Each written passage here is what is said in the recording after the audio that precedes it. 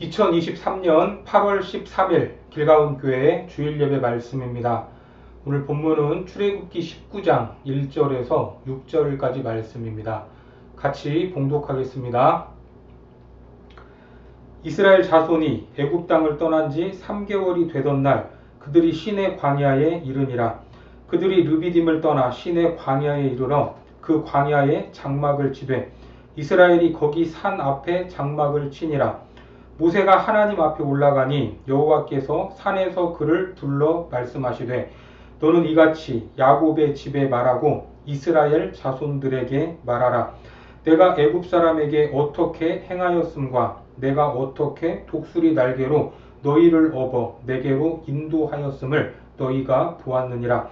세계가 다 내게 속하였나니 너희가 내 말을 잘 듣고 내 언약을 지키면 너희는 모든 민족 중에서 내 소유가 되겠고 너희가 내게 대하여 제사장 나라가 되며 거룩한 백성이 되리라.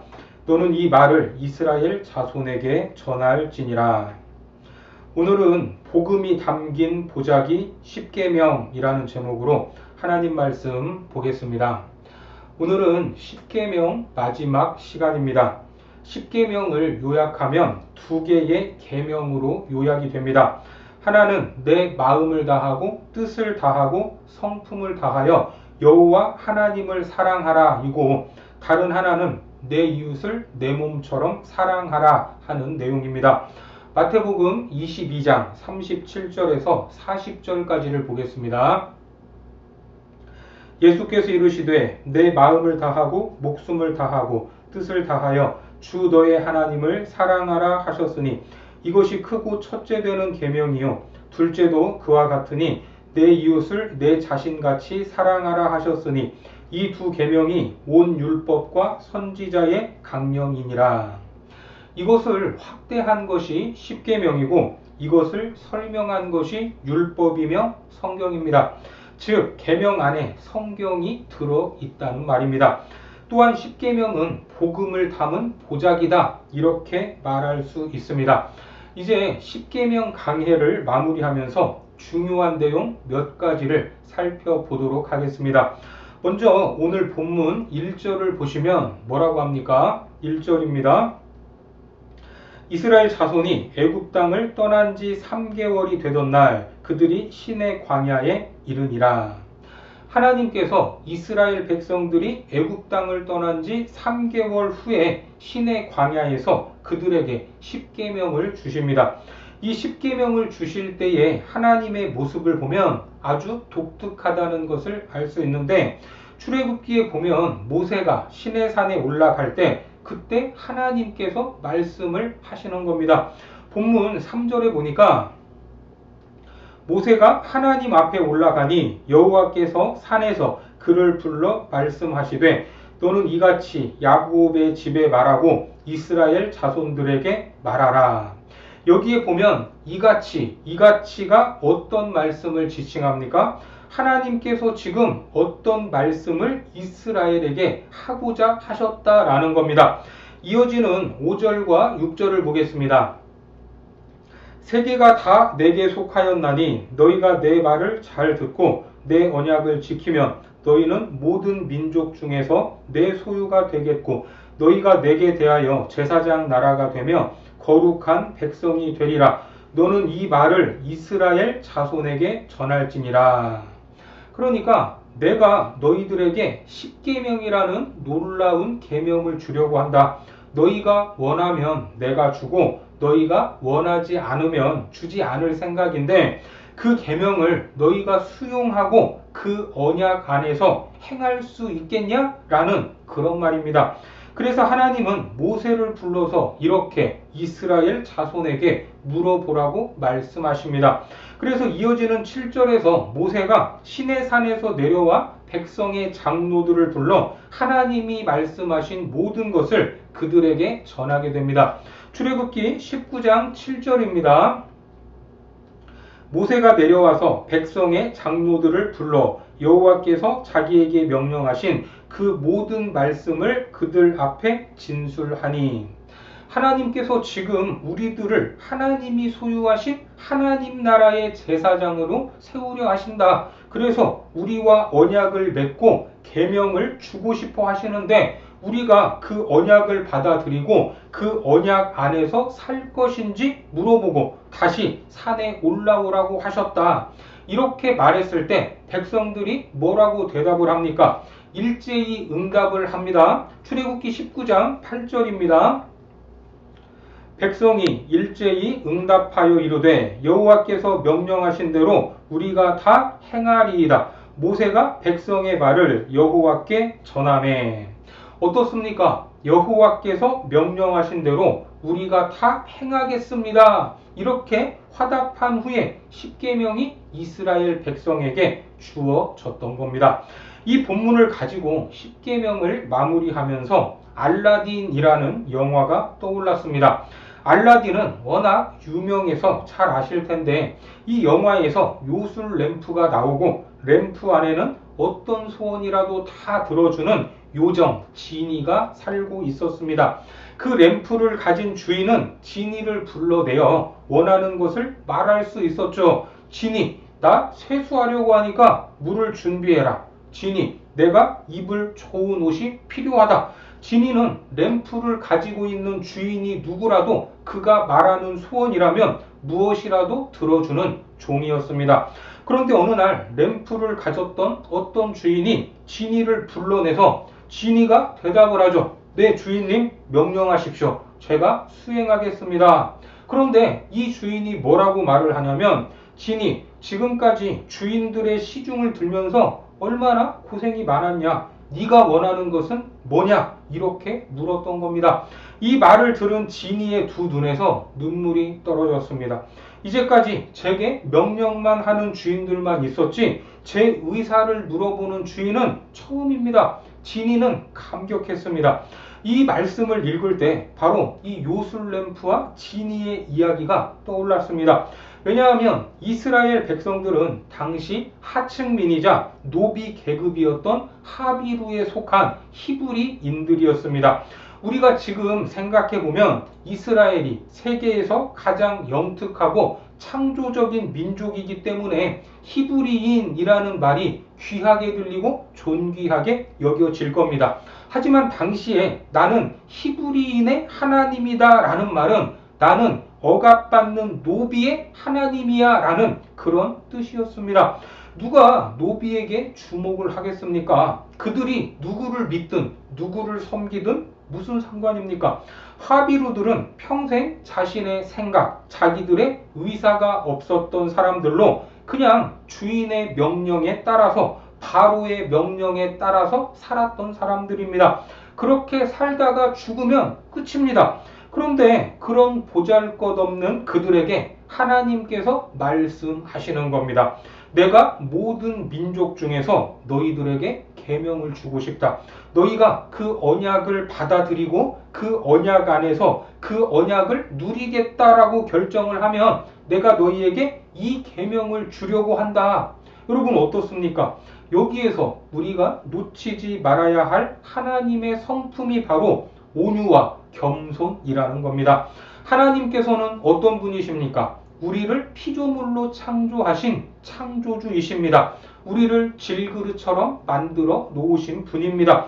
그럼 왜 하나님은 그런 우리를 피조물처럼 대하지 않으시는가? 창세기 1장 27절에 보면 하나님이 자기 형상 곧 하나님의 형상대로 사람을 창조하시되 남자와 여자를 창조하시고 우리를 하나님의 형상으로 인격적으로 창조하셨기 때문에 창조하신 인격을 하나님께서 존중하고 계시다라는 겁니다.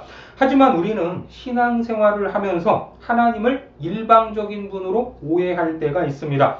그리고 그분의 공의와 영광 앞에서도 숨도 쉴 수 없을 것이다 라고 생각을 하는데 하나님은 그런 분이 아닙니다. 노비였던 히브리인들에게 당시 누구도 그들의 생각을 물어본 적이 없었는데 인격적으로 대우하면서 물어보시고 말씀해 주셨던 겁니다. 그들을 상대하시는 하나님은 히브리인을 창조주와 피조물의 관계로 대하는 것이 아니라 인격 대 인격으로 대하고 계셨다라는 것을 알 수 있습니다. 나는 온유하고 겸손하다. 마태복음 11장 29절을 보겠습니다.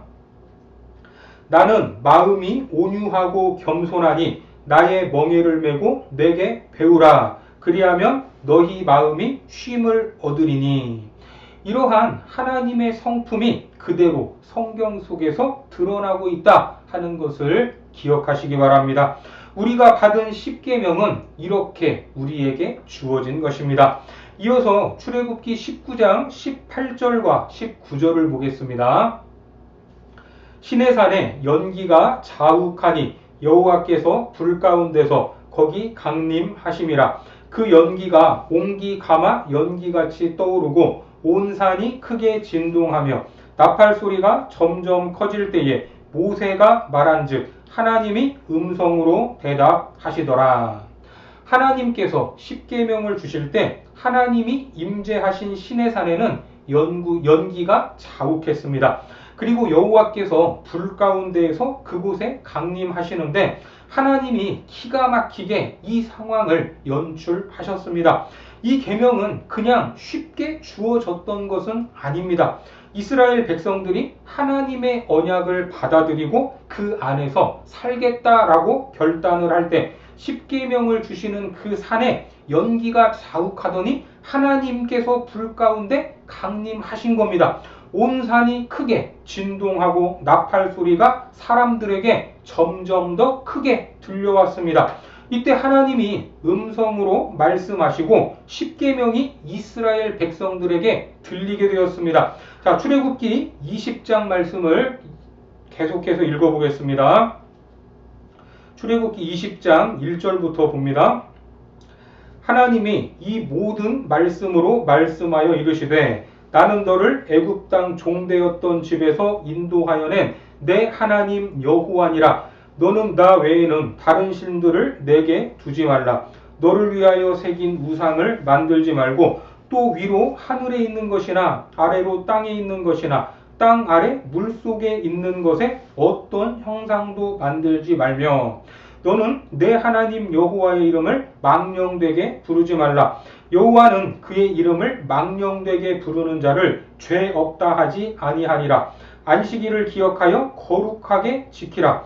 엿새 동안은 힘써 내 모든 일을 행할 것이나 일곱째 날은 내 하나님 여호와의 안식일인즉 너나 내 아들이나 내 딸이나 내 남종이나 내 여종이나 내 가축이나 내 문 안에 머무는 객이라도 아무 일도 하지 말라. 내 부모를 공경하라. 그리하면 내 하나님 여호와가 내게 준 땅에서 내 생명이 길리라. 살인하지 말라. 간음하지 말라. 도둑질하지 말라. 내 이웃에 대하여 거짓 증거하지 말라. 내 이웃의 집을 탐내지 말라. 내 이웃의 아내나 그의 남종이나 그의 여종이나 그의 소나 그의 나귀나 무릇 내 이웃의 소유를 탐내지 말라. 여러분 어떻습니까? 하나님께서 이스라엘에게 십계명을 주시는 이 모든 상황을 연출하시고 말씀해 주셨던 겁니다. 연기가 자욱하고 하나님께서 불 가운데 강림하셨습니다. 나팔 소리가 점점 커지면서 산에 진동했습니다. 그리고 말씀을 시작하는데 나는 애굽의 종되었던 너를 애굽에서 구원한 여호와 하나님이다. 너는 나 외에 다른 신을 내게 두지 말라. 아담이 하나님 외에 다른 신을 받아들일 때 에덴 동산은 힘겨운 세상이 되고 말았습니다. 하나님께서는 우리가 하나님 안에서 행복을 누리기를 원하셨기 때문에 본인 외에 하나님 외에 다른 신을 두지 말라고 말씀하셨던 겁니다. 이처럼 십계명 안에는 완전한 복음이 담겨 있습니다. 그래서 십계명을 뭐라고 말한다고요? 복음을 담은 보자기다. 이렇게 말할 수 있는 겁니다. 그렇습니다. 십계명 안에 복음이 있습니다. 십계명 안에 하나님의 성품이 있고 하나님이 꿈꾸는 세상이 들어있음을 믿으시기 바랍니다. 따라서 십계명의 언약을 벗어나게 되면 사탄이 꿈꾸는 세상으로 갈 수밖에 없습니다. 우리가 십계명을 통해서 살펴봤듯이 사탄은 우리에게 탐심을 집어넣습니다. 아담을 유혹했던 사탄을 보면 아담아, 너 그 열매를 따먹으면 하나님처럼 될 수 있다. 이렇게 탐심을 통해 나 외에 다른 신을 섬기지 말라라는 계명을 무너뜨리지 않았습니까? 이것이 사탄의 성품이고 전략이라는 것을 알아야 합니다. 사탄은 지금도 탐심이라는 미끼를 이용해서 일계명을 범하도록 만들고 있습니다. 우리가 일계명 안에 있으면 우리는 하나님 나라 안에 있지만 일계명을 벗어나면 하나님 나라도 벗어나는 것과 마찬가지가 됩니다. 한 조사기관에서 이러한 조사를 했다고 합니다. 부모를 부양할 책임이 자녀들에게 있습니까? 국가에게 있습니까? 이 질문 앞에서 자녀들에게 있다라는 답변은 20%였고 국가에게 있다라는 답변은 80%가 나왔다고 합니다. 이것이 무엇을 의미합니까? 내 부모를 공경하라 하는 이 계명의 지수가 점점 낮아지고 있다는 것입니다. 말세가 되면 사랑이 식어지고 자녀가 부모를 거역한다고 하지 않았습니까?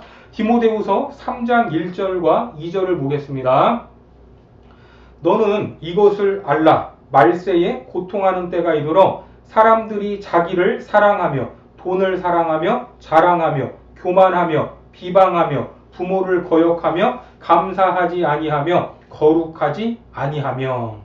어쩌면 이러한 현실이 주님께서 재림하실 때가 얼마 남지 않았다라는 것을 보여주고 있는 것 같습니다. 아담과 하와를 넘어뜨렸던 사탄은 마지막 때에도 탐심이라는 미끼를 사용함으로 우리가 하나님의 계명에서 벗어나게 하려고 발버둥 치고 있습니다. 탐심을 채우기 위해서 우상을 만들게 하고 탐심에 의해서 부모를 거역하게 하고 탐심 때문에 살인하게 만들고 남의 것을 도둑질하게 만드는 겁니다. 이처럼 탐심은 사탄의 성품으로서 탐심 안에는 지옥과 같은 세상이 담겨 있는 겁니다. 그러나 십계명 안에는 하나님의 성품이 있습니다. 그리고 하나님이 꿈꾸는 세상이 있습니다. 이것이 십계명이다 하는 것을 기억하시기 바랍니다. 우리가 탐심의 덫에서 벗어나서 하나님의 말씀을 따라가면 우리도 하나님의 성품을 닮아가게 될 것입니다. 하나님을 닮아서 사랑하게 되고 더 섬기고 베풀면서 나누게 될 것입니다. 그러나 탐심의 덫에 사로잡히면 일계명을 범하고 우상을 만들고 부모를 거역하고 살인하고 거짓말을 하게 됩니다. 그러면 세상은 점점 더 지옥이 되어 가는 것입니다. 이제 십계명 설교를 마무리하면서 사막과 낙타라는 글이 생각이 납니다. 광야 사막을 지나가던 한 사람이 있었는데 우리가 잘 알듯이 사막은 밤에 온도가 급격히 떨어지면서 낮과는 달리 매우 추워지게 되는 지역입니다. 그래서 길을 더 가지 못하고 밤에 텐트를 치고 안으로 들어가 두꺼운 이불을 덮고 자야 했습니다. 그런데 밖에 서 있던 낙타가 너무나 추웠는지 텐트 안으로 코끝을 살짝 들이밀어 넣었다고 합니다. 어떻습니까? 낙타가 느끼기에는 너무나 따뜻하고 좋았을 것입니다. 그랬더니 이제는 얼굴 전체를 밀고 들어왔습니다. 그리고 목이 들어오고 앞다리가 하나씩 들어오기 시작했답니다. 이 모습을 보고 주인이 생각하기를 낙타가 너무나 추웠나 보다. 그래서 낙타가 들어오는 것을 그냥 두었습니다. 그런데 나중에는 낙타 뒷다리까지 들어오더니 텐트 안이 너무나 좁아져서 주인이 더 이상 텐트 안에 머물 수 없게 된 겁니다. 어떻게 되었을까? 결국 주인이 텐트 밖으로 밀려났다고 합니다. 그 밤에, 그 추운 밤에 낙타는 텐트 안에 있었고 텐트 밖으로 밀려난 주인은 얼어 죽었다고 합니다. 물론 지어낸 이야기겠지만 탐심을 잘 표현하는 이야기입니다. 처음에는 탐심이 노크를 합니다. 그 코끝을 들이밀어 넣습니다. 얼굴을 밀고 들어옵니다. 다음으로 목을 내밀고 앞발을 내밉니다. 나중에는 탐심이 내 안에 주인이 되어 살고 나는 쫓겨나게 되는 것입니다. 그러니까 언제부터 탐심을 거부해야 합니까? 코끝을 들이밀고 들어올 때 그 코를 납작하게 만들어야 합니다. 탐심아, 네가 죽어야 내가 산다. 이렇게 해야 된다는 겁니다. 어쩌면 우리는 탐심이 주인이 되어 결국 내가 죽어가고 있는지도 모르고 세상을 살고 있을지 모릅니다. 우리의 삶을 다시 한번 뒤돌아보시기 바랍니다. 그리고 탐심은 나도 무너뜨리고 상대방도 무너뜨리는 괴물이다라는 것을 기억하여 반드시 우리의 삶에서, 우리의 생각에서 몰아내야 할 것입니다. 그래서 오늘도 이 탐심을 주제로 십계명을 마무리하고자 합니다. 여러분, 십계명 안에는 복음이 있습니다. 십계명 안에는 하나님의 성품이 있습니다. 십계명 안에 하나님의 나라가 있고 하나님이 꿈꾸는 세계가 있습니다. 십계명을 귀하게 여기고 십계명 안에 있는 이 놀라운 복음과 하나님의 나라를 여러분들의 삶에서 누리시기를 주님의 이름으로 축원합니다. 기도하겠습니다. 하나님, 십계명 안에 담겨 있는 하나님의 마음과 하나님의 나라를 알게 하시니 감사합니다. 특별히 우리 안에서 끊임없이 올라오는 탐심을 이길 힘을 주시고 십계명이 우리 삶에 온전히 드러나게 하셔서 하나님의 뜻이 펼쳐지고 하나님의 나라가 확장되게 하여 주옵소서. 그리하여 십계명 안에 있는 복음이 전파되고 천국을 누리는 복된 삶이 되도록 축복하여 주옵소서. 예수님의 이름으로 기도드립니다. 아멘.